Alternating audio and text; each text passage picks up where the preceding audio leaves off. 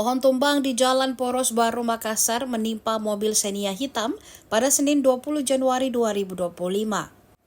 Peristiwa tersebut tepatnya terjadi di Desa Lipukasi, Kecamatan Tanete Rilau, Kabupaten Baru, Sulawesi Selatan.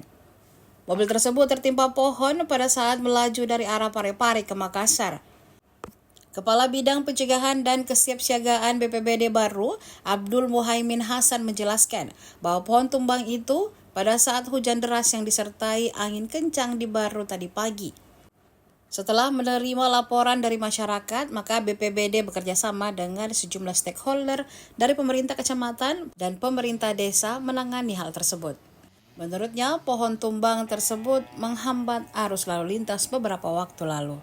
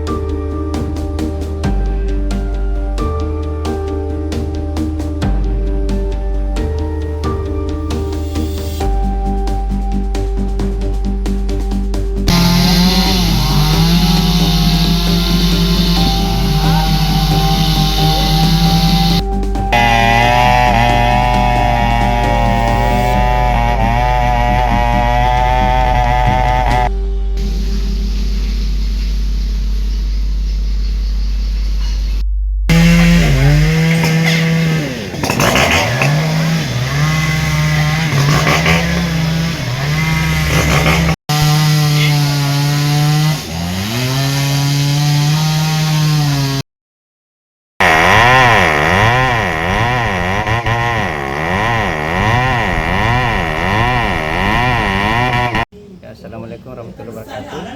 Ya tadi konfirmasinya kapan ya? Pagi. Ya tadi pagi itu kita dapat informasi laporan bahwa sesuai dengan situasi kebencanaan di Kabupaten Baru ada potensi hujan disertai dengan angin kencang sehingga mengakibatkan ada satu pohon tumbang di daerah Lipukasi. Itu menyebabkan ada satu kendaraan warna hitam yang tertimpa pohon. Tapi setelah laporan masuk itu BPBD bekerjasama dengan berbagai stakeholder dari pemerintah kecamatan, pemerintah desa itu melaksanakan penanganan sehingga mobil bisa dievakuasi dan pohon tumbang tersebut bisa ditangani dan akhirnya lalu lintas yang sebelumnya terhambat pada saat pohon tumbang itu bisa berjalan normal kembali pada saat sekarang ini.